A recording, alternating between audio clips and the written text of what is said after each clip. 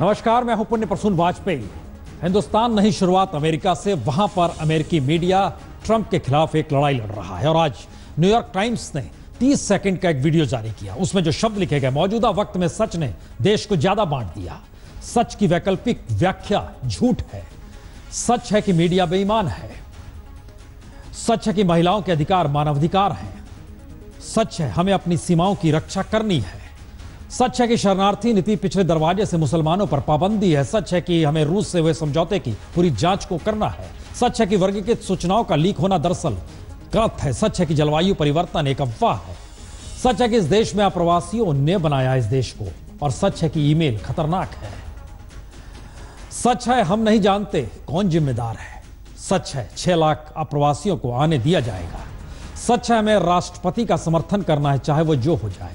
सच मुश्किल है। सच को खोजना मुश्किल है। सच को जानना मुश्किल है। यह जिक्र दरअसल न्यूयॉर्क टाइम्स की तरफ से किया गया है। संदेश कई है, इन संदेशों का जिक्र होगा। और आज ऑस्कर अवार्ड समारोह में लगा ऐसा कि जैसे क्रिटिक अवार्ड ट्रंप को दे दिया गया है, लेकिन अमेरिका की जमीन टटोलें उससे पहले आई है। हिंदुस्तान की उस जमीन को भी टटोल ले जहां पहला शब्द आप सोचे हमने लिख दिया, अंजाम गुलिस्ता क्या होगा। जिक्र स्टूडेंट मूवमेंट, छात्र आंदोलन, लेकिन पहली बार छात्र के ही खिलाफ, और वो अभी कैंपस में। आइए शुरुआत करते हैं अतीत के पन्नों को टटलते हुए मौजूदा वक्त के कटघरे में खड़े होकर।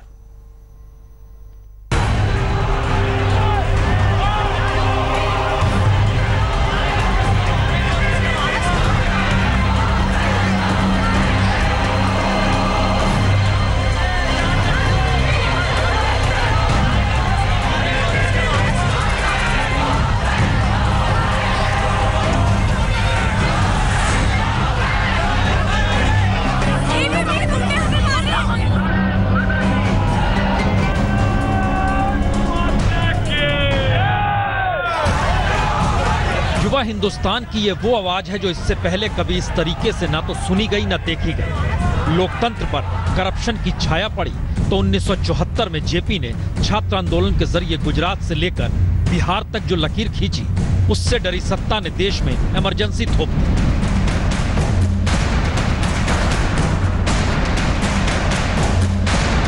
उन्नीस 1985 में असम में करप्शन और गैरकानूनी तरीके से बांग्लादेशी घुसपैठ के मामले ने तूल पकड़ा तो कॉलेज के छात्रों ने आंदोलन से असम की सत्ता पलट दी और कॉलेज परिसर से सीधे महंत और फूकन सरीखे छात्र विधानसभा पहुंच गए।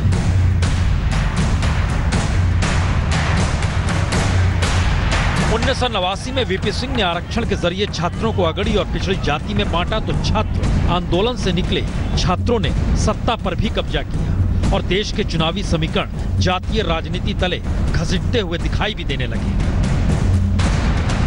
और 2011 में करप्शन पर नकेल कसने के लिए लोकपाल का सवाल अन्ना ने उठाया तो बड़ी सवाल में राजनीतिक दलों से जुड़े छात्र यूनियन के छात्रों ने एक नई लकीर तिरंगे तले ही खींच दी।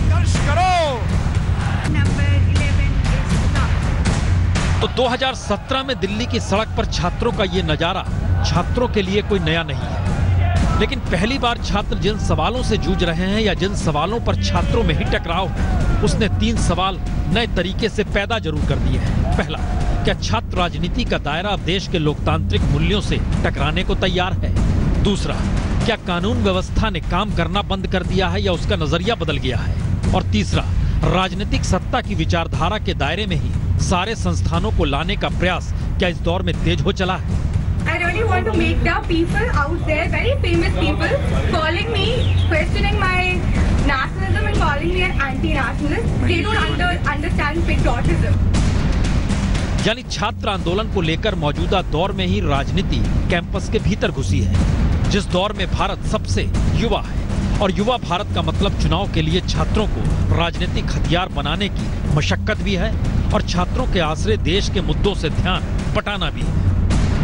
क्योंकि तिरंगे तले छात्रों का ये प्रदर्शन सिर्फ विरोध भर नहीं है, बल्कि राष्ट्र प्रेम की वह लकीर है जो चिता रही है। देश प्रेम दिल में ना रखें, बल्कि खुले तौर पर नारों की शक्ल में बताएं, तभी आप देशद्रोही नहीं होंगे। तो क्या ये नए हालात हैं या फिर जिस तरीके से देश में नए राजनीतिक माहौल में छात्रों के साथ कैंपस देखने का नजरिया बदल रहा है, उसके मायने कुछ और है। आइए उसे परखते हैं।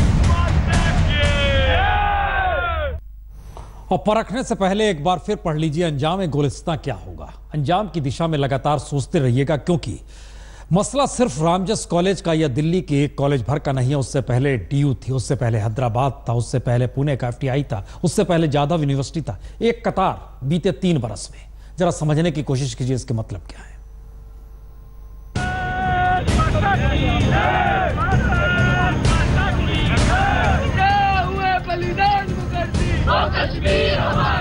एक तस्वीर आज की है और बाकी तस्वीर 2015 और 2016 की है। जी, रामजस कॉलेज एक तरफ, JNU पुणे फिल्म इंस्टीट्यूट और हैदराबाद यूनिवर्सिटी एक तरफ। और ये तस्वीरें साफ बताती हैं कि बीते 3 बरस से जो सवाल छात्रों को संघर्ष के लिए सड़क पर ले आए, वह ना तो शिक्षा को लेकर थे, ना ही छात्रों के भविष्य के साथ होते खिलवाड़ को लेकर। सारे सवाल छात्रों को बांटते हुए JNU में उठे, पुणे के फिल्म इंस्टीट्यूट में उठे, हैदराबाद में वेमुला की खुदकुशी के बाद उठे।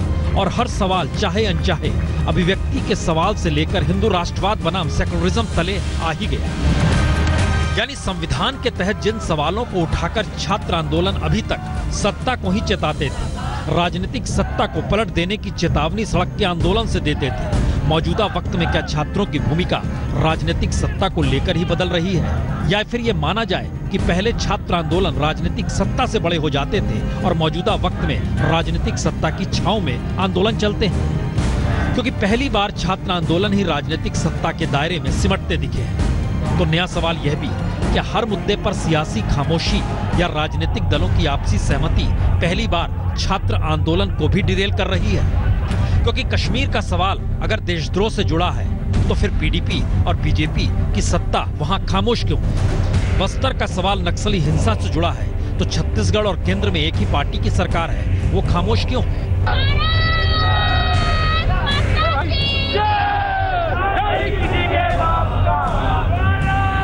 यानी जो मुद्दे कैंपस में देशद्रोह के हैं, वो अदालत और पुलिस प्रशासन की नजर में देशद्रोह क्यों नहीं? और देशद्रोह के सवाल पर क्या कानून अपना काम नहीं कर पा रही है? या फिर दुनिया भर में राजनीतिक धाराएं जो पूंजीवाद या कहें मार्केट इकोनॉमी तले फेल होने से उभरी है, उसमें राष्ट्रवाद सबसे आसान शब्द है। और ये लकीर सिर्फ हिंदुस्तान की नहीं, बल्कि अमेरिका से भी खिंची आ रही है।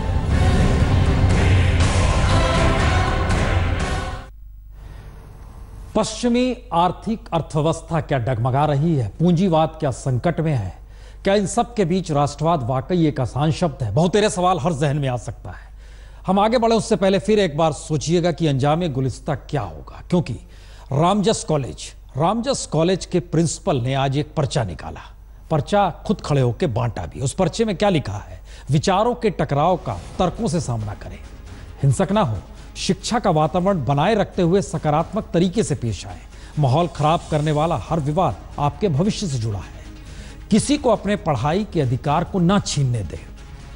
मैं रामजस में 32 बरस से जुड़ा रहा, कुछ भी होता है मेरा दिल दुखता, और कल रिटायर हो जाऊंगा, बदले में कुछ नहीं चाहता सिवाय शांति के। जी, 32 बरस से जो शख्स रामजस का प्रिंसिपल रहा, वो कल रिटायर होने वाला है। आइए उन्हीं के माध्यम से जरा टटोलने की कोशिश की जाए कि क्या देशभक्ति का शब्द, क्या हिंदुस्तान और क्या अमेरिका मौजूदा वक्त में कहीं डरा तो नहीं रहा है?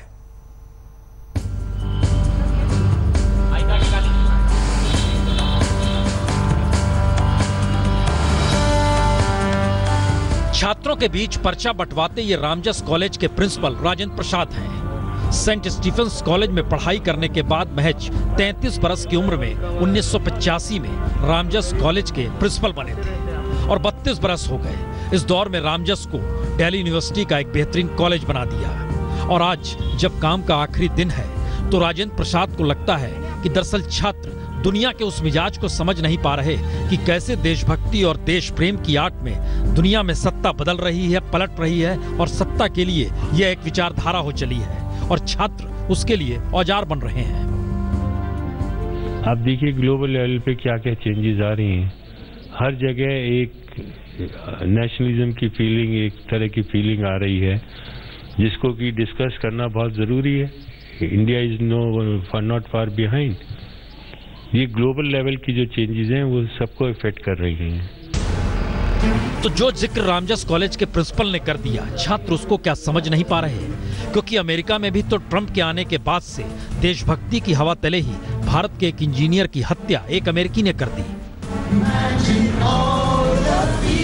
और आज जब हत्या के विरोध के लिए भारतीय जुटे या उसके साथ कई देशों के लोग जुटे तो सभी ने माना अमेरिका के मौजूदा हालात में पहचान छुपाकर ही रहा जा सकता है, क्योंकि बकायदा वहां हिंदुस्तानियों के लिए हिंदुस्तानी संस्थाओं ने एक एडवाइजरी जारी की। सार्वजनिक जगहों पर मातृभाषा में बात ना करें, अकेले ना घूमें, समूह में रहें।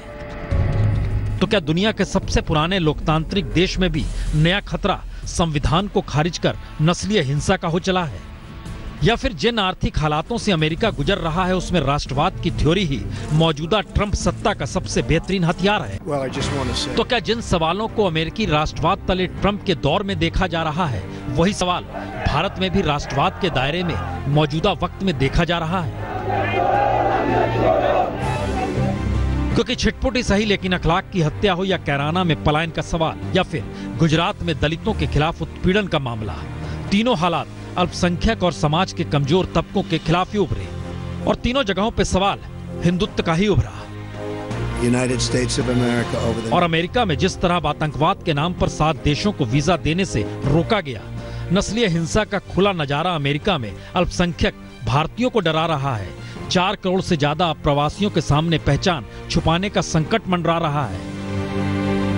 तो क्या ये कहा जा सकता है कि देशभक्ति की लकीर कानून व्यवस्था को ही कमजोर कर देती है, या कहें कानून व्यवस्था हाथ में लेने की देशभक्ति को सत्ता की मान्यता मिल जाती है? यह सवाल इसलिए क्योंकि अमेरिका में भी ट्रंप की राजनीति अलिखित राष्ट्र प्रेम को मान्यता दे रही है और दिल्ली में भी देशभक्ति का नारा दिल्ली पुलिस को मूक दर्शक बना रहा है। अमेरिका की लोकतांत्रिक परिस्थितियां वाकई अभिव्यक्ति के साथ जुड़ी हुई है। इस बात का जिक्र इसलिए जब ट्रंप राष्ट्रपति पद की शपथ लेते हैं तब भी 10 लाख लोग विरोध करते हैं और अब एक भारतीय प्रोफेशनल की हत्या हुई है, उसके बाद सड़क पर लोग निकले हैं। तो क्या यह हिंदुस्तान में संभव और सक्षम स्थितियां नहीं हैं? यहां अभिव्यक्ति को लेकर भी सवाल उठ जाते हैं, या फिर यह माना जाए कि एक तरह से लीगलाइज्ड हो गई है वो परिस्थितियां जिसमें इस बात का जिक्र हो चलता है कि दरअसल सत्ता का जो मिजाज है उस मिजाज के साथ अगर आप खड़े हैं तो फिर आपके अनुकूल सारी चीजें होती चली जाएगी। इंस्टीट्यूशंस क्या यहीं से खत्म होते हैं? ये ऐसे सवाल है जिसका जिक्र हम इसलिए बार बार कर रहे हैं कि अंजामे गुलिस्ता क्या होगा, क्योंकि अब जो हम आपको रिपोर्ट दिखाने वाले हैं उस रिपोर्ट का मतलब यह है कि हम जिस जमीन पर खड़े हैं उस जमीन को ही हम नहीं देखते हैं। जरा इस रिपोर्ट को देखिए। 11 जून 1962, 50 साल से भी ज्यादा समय हो गया। गाय भैंस जो गोबर छोड़ते हैं उस गोबर को धो करके उस गोबर में से जो अनाज के दाने निकलते हैं उसको खा करके अपना गुजारा करते हैं। तो प्रधानमंत्री मोदी ने मऊ के पिछड़ेपन का ठीकरा कांग्रेस के सिर फोड़ते हुए 1962 का एक ऐसा वाकया सुना दिया कि वास्तव में आंखें नम हो गई। लेकिन जब उन्होंने भाषण किया तो पूरी पार्लियामेंट, सारी संसद उसके आंख में आंसू थे। लेकिन ये सुनाते वक्त प्रधानमंत्री को क्या ये पता था कि वह जिस मंच पर खड़े होकर भाषण दे रहे हैं उस जमीन का रोना किसान रो रहे हैं? क्योंकि जिस जमीन पर खड़ी फसल को प्रधानमंत्री की रैली के लिए ही काट दिया गया हो तो ऐसे में सोचिए उन किसानों पर क्या बीत रही होगी।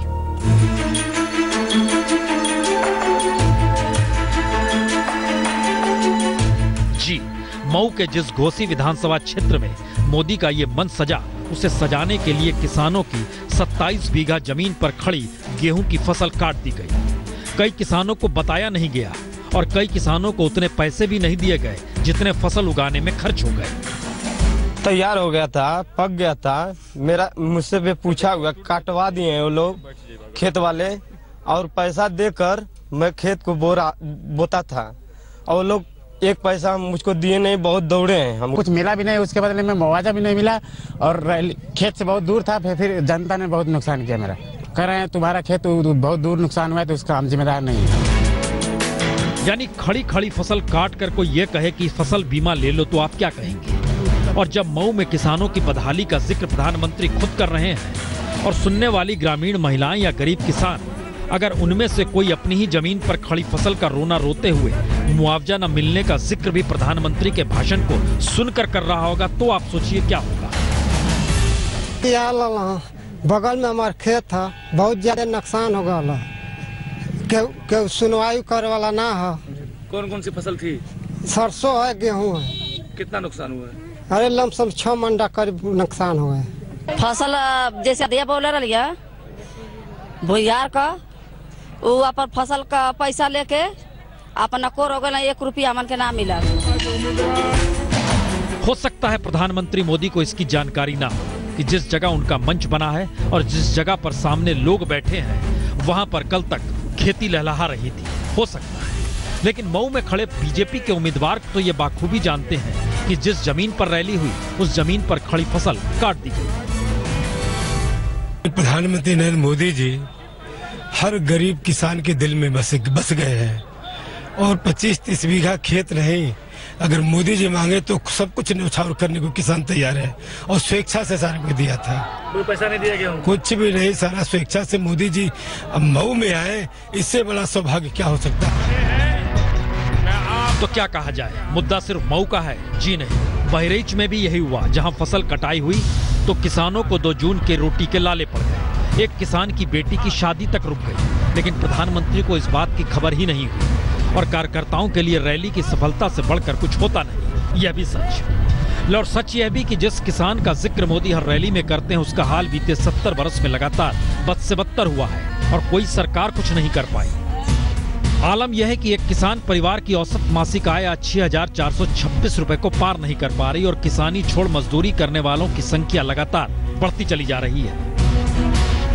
लेकिन आइए, जमीन का जिक्र है तो जमीनी सच को ही टटोल लें, क्योंकि 25 बरस में पहली बार किसानों की आत्महत्या की रफ्तार तेज हुई है। 2006 में हर 7 घंटे एक किसान खुदकुशी करता था और अब हर 5 घंटे में एक किसान की आत्महत्या की खबर आती है। लेकिन ये किसी चुनावी रैली में मुद्दा नहीं। तो आइए दोबारा लौटिए 1962 वाले प्रधानमंत्री के बयान पर, जिसे सुन आंखें नम हो जाती है। गाजीपुर के सांसद श्रीमान विश्वनाथ जी ने पंडित नेहरू के सामने संसद में बोला था और हर किसी की आंख में आंसू थे। यकीनन मऊ की हालत बुरी है, लेकिन देश का मौजूदा सच जरा देख लीजिए, क्योंकि सरकार की ही रिपोर्ट बताती है कि देश में 250 से ज्यादा ऐसे पिछड़े जिले हैं जहां कमोवेश मऊ से भी बुरे हालात हैं। स्क्रीन पर जो तेजी से उभरते हुए नाम हैं, ये उन जिलों की लंबी फहरिस्त है जो कब खत्म होगी कोई नहीं जानता। लेकिन इस फहरिस्त के आखिर में मऊ हमने इसलिए लिख दिया क्योंकि मऊ का नाम देश के सबसे पिछड़े 250 जिलों में नहीं आता। और जिन जिलों का जिक्र ऊपर स्क्रीन पर हो रहा है या होता चला गया, उसमें सबसे ज्यादा जिले छत्तीसगढ़ के हैं, झारखंड के हैं, मध्य प्रदेश के हैं और संयोग से तीनों जगहों पर बीजेपी की ही सरकार है। तो इंतजार कीजिए, कुछ वर्षों बाद कोई फिर नेता एक चमकते हुए आएगा और देश की बदहाली का रोना रोकर चला जाएगा। मऊ से दुर्गा किंकर सिंह के साथ आज तक ब्यूरो। ये ऐसे सवाल हैं जिसमें आपको सोचना होगा अंजाम गुलिस्ता इस देश का क्या होगा। लेकिन हमने कहा अमेरिका में विरोध के स्वर पनपते हैं, खूब पनपते हैं। ऑस्कर अवार्ड में किस तरीके से ट्रंप की चर्चा हुई, अभी देख लीजिए। Meryl, stand up if you would. Everybody, please join me in giving Meryl Streep a totally undeserved round of applause, will you? And the Oscar goes to the salesman, Asghar Farhadi. यही तो democracy है।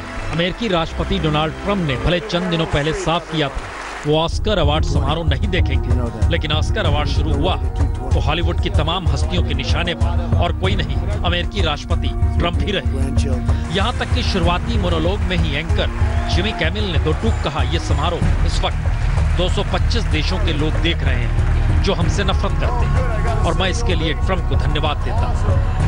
I want to say thank you to President Trump. I mean, remember last year when it seemed like the Oscars were racist? जी, यही है खुलापन। और आइए आज इंदिवर की पुण्यतिथि है, गीत एक सुनाते हैं शानदार गीत।